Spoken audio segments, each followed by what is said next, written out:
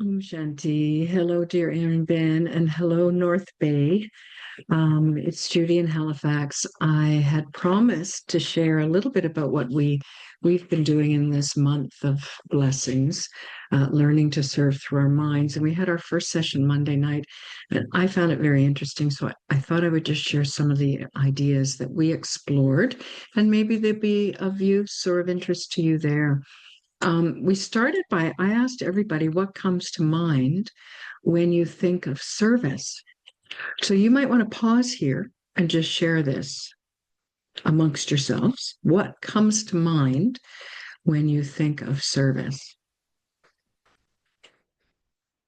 Okay, so if you've paused and you're coming back, some of our things were, compassionate help for others, reaching out to others, doing what's of benefit to others. There were many different ideas because most people who come to the meditation center are involved in helping others in their lives. That's just how they are. They're just built to be helpful, to help others. So that was very clear. And I said, isn't it? It wasn't really intended as a pun, but it works, doesn't it? What comes to mind when you think of service?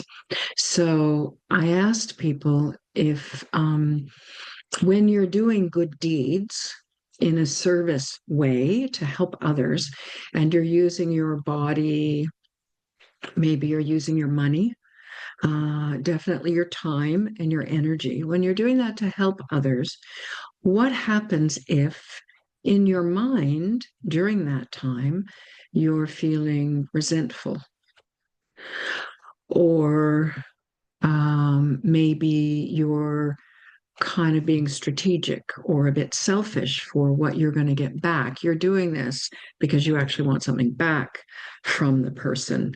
Um, or even just being really distracted, just being somewhere else while you're doing this kind of good deed.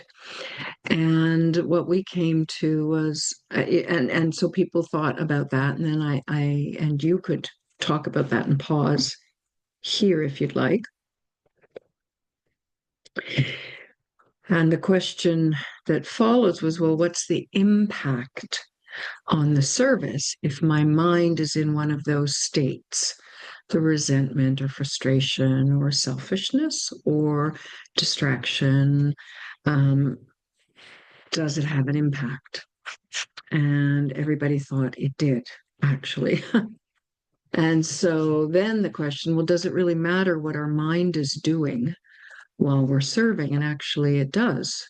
Because on one hand, if I'm doing good deeds with my body, my time, my wealth, my energy, and then I'm having these negative thoughts or resentful thoughts or even selfish thoughts, they're actually going to negate or nullify the impact of the service. So, yes, maybe I did a good thing for somebody. I helped them move. Isn't that great?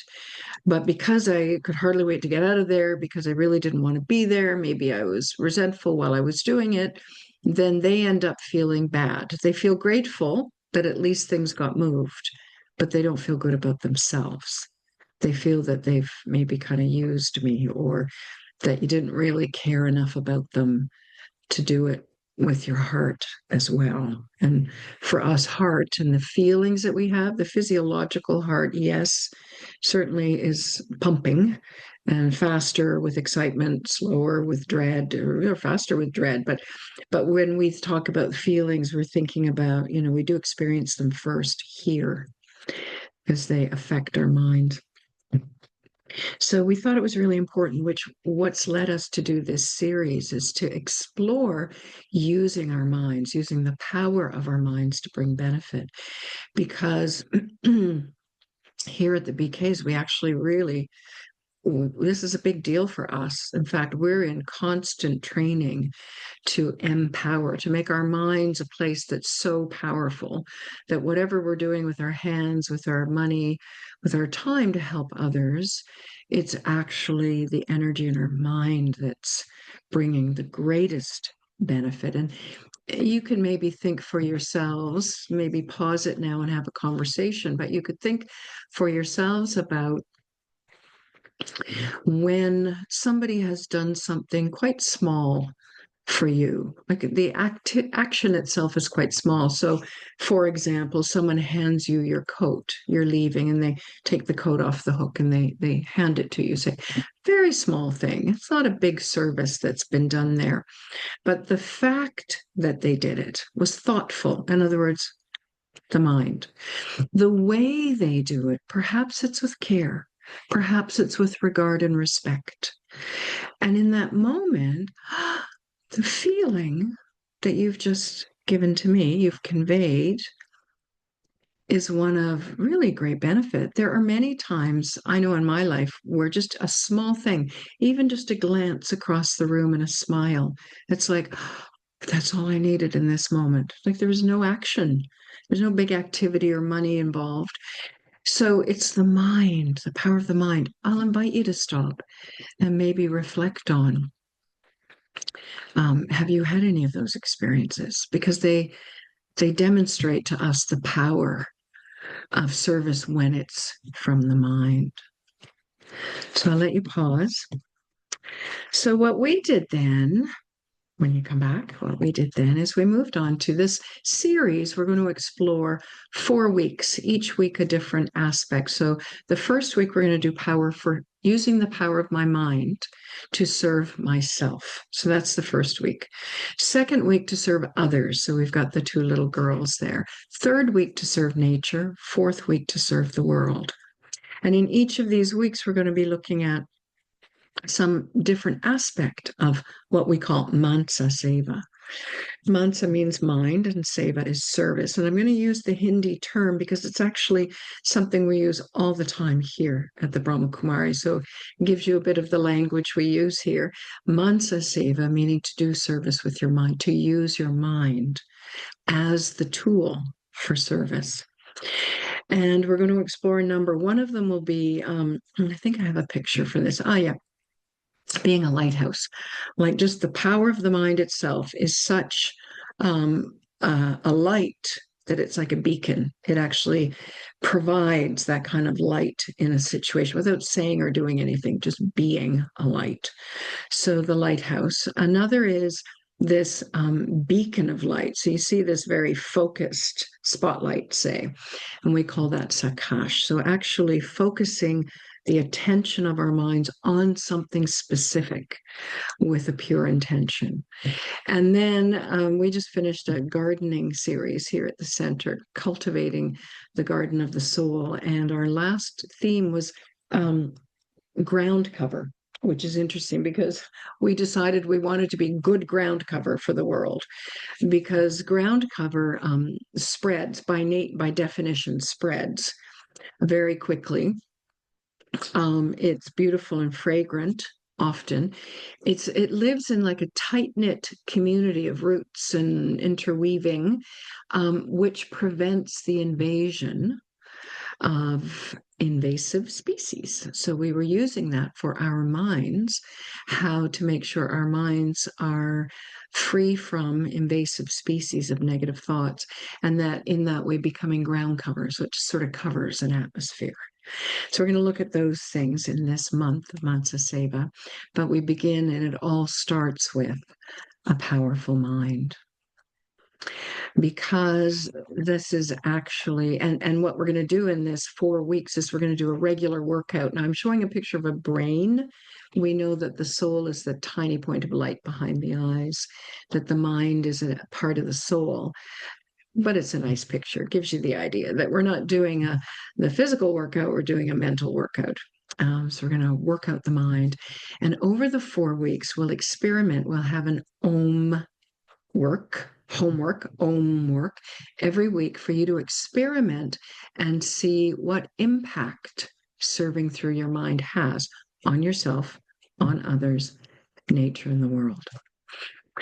So it's going to be a workout. And we're going to start, and also our idea is that we treat our mind like a sacred space. You know, you go into the inner sanctuary of a church or in any temple or sacred place, that the place where the worship is done, where the meditating is done, where the prayer is done, it's always super clean. It's always very deliberate. it's set up in a very deliberate way to hold sacred elements. And so it's a place, it's a sacred space. So we want to treat our minds like that. When we make our minds a sacred space, then it becomes, because our minds are actually the engine for any service we do. So whatever I do with my hands or my money or my time, I've done that because I had the thought that this is important. I should do this. I'd like to do this. So there'll be a feeling of need, a feeling of responsibility, a feeling. It's a thought, but it's a feeling of love. So the mind is where it all begins. It's the engine for service. And when we treat our minds well, then the energy in our mind is fuel for liftoff. So it's going to give a lift to ourselves, but to anyone else we are with. So back to the example of helping someone move, but then being a bit grumpy about it. And then they end up feeling kind of bad. In this case, they would feel really good. They would feel really loved. They would feel that it was a joy and a delight for me to help. And they naturally then would be feeling uplifted, and those blessings would come back to me. So that's what we're going to do in this series. And you could pause here if you would like to have a little chit chat about that, because then I'm going to give you an activity to do, a short little writing activity, which you could then practice for the week. So you pause here if you'd like for conversation.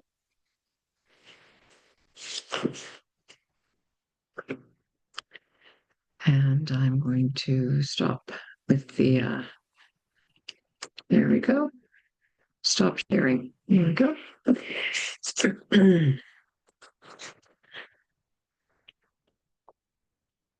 All right, so if you've had a conversation and you're coming back to the screen, I'll invite you to get a piece of paper and a pencil. And I'm going to ask you to write down 3 thoughts you have about yourself that do not serve you. So write down 3 thoughts about yourself that do not serve you. You can pause until everybody's finished writing.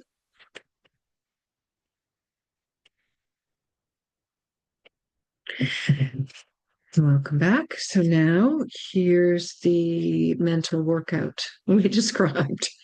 I'd like you to rewrite your 3 statements right now. Rewrite your 3 statements so that they serve you and they actually make you feel good about yourself. So rewrite those same 3 phrases, but write them so that they serve you. These are statements that make you feel good about yourself. You can pause here.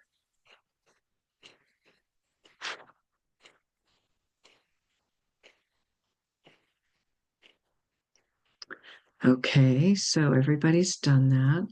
So just close your eyes for a moment now for a reflection. I'd like you just to reflect on what was that like for you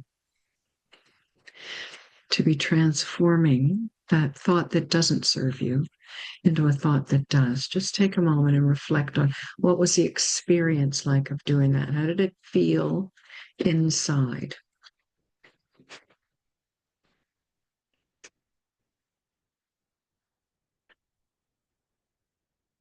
And now reflect on what effect does that little mental workout you just did, what effect does that have? Is that having on you right now? Turning those phrases into something that serves you. What's the effect it's having on you right now?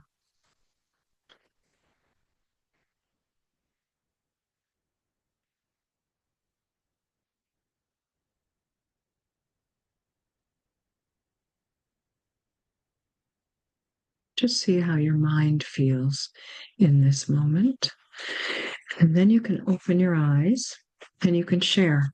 And if you'd like to pause the video here, you can share your experience with that. And then I'm going to give you the Om work.